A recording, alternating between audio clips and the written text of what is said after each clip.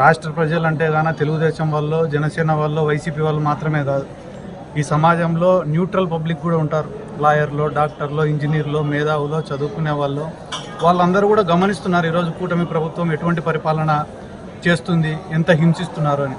YSR Congress party 5 ఏళ్ళు అధికారంలో ఉన్నప్పుడు ఎన్ని సంక్షేమ కార్యక్రమాలు చేసినా, ఎన్ని అభివృద్ధి కార్యక్రమాలు చేసినా, సచివాలయాల్లో లక్షల మందికి ఉద్యోగాలు ఇచ్చినా, వాలంటరీ లాంటి సిస్టమ్ తెచ్చి పేదవాడి దగ్గరికి ప్రభుత్వాన్ని తీసుకొని పోయినా వాటి దేని గురించి తెలుగుదేశం పార్టీ ఒక్కరోజు కూడా అభినందిస్తూ మాట్లాడలే. ఎంతసేపు మాట్లాడినా జగన్మోహన్ రెడ్డి ఒక రాక్షసుడు, ఈ రాష్ట్రంలో ప్రజల్ని ఇబ్బంది పెడుతున్నాడు, ఇదే చిత్రీకరించి ఓట్లు అడిగినారు. కానీ ఒకసారి ఓట్లు వేసిన తర్వాత ఈరోజు రాష్ట్ర ప్రజలందరూ కూడా ఆలోచిస్తున్నారు, ఏందిరా ఈ దరిద్రం.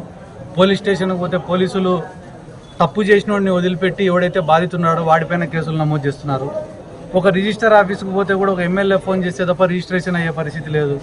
ఒక రెవెన్యూ ఆఫీసుకు పోతే కూడా ఒక ఎమ్మెల్యే ఫోన్ చేస్తే తప్ప పాస్బుక్లు ఇచ్చే పరిస్థితి లేదు, ఆన్లైన్లు చేసే పరిస్థితి లేదు. ఇంత దుర్మార్గమైన పాలన ఏందిరా. ఒక పక్కనేమో ఉచిత ఇసుక అని చెప్పి ఇసుకను అమ్ముకుంటున్నారు. వీటిని ఎవరైనా ప్రశ్నిస్తే కానీ వెంటనే వాటిపైన కేసులు కడుతున్నారు. ఎందుకు ఇవన్నీ కూడా మీకు వివరించి చెప్తున్నానంటే, ప్రతిపక్షం అనేది ఉండకూడదు, ప్రశ్నించే గొంతు అనేది ఈ రాష్ట్రంలో ఉండకూడదు. కాబట్టి భయపియాలంటే వైసీపీ వాళ్ళపైన దాడులు చేయాలా, ఎక్కడైనా వైసీపీ వాడు తిరిగి దాడి చేస్తే వాళ్ళపైన కేసులు కట్టాలా అనే ఒక దురుద్దేశంతోనే మొన్న గుడివాడలో జరిగిన ఇన్సిడెంట్ దీనికి ఒక ఉదాహరణ.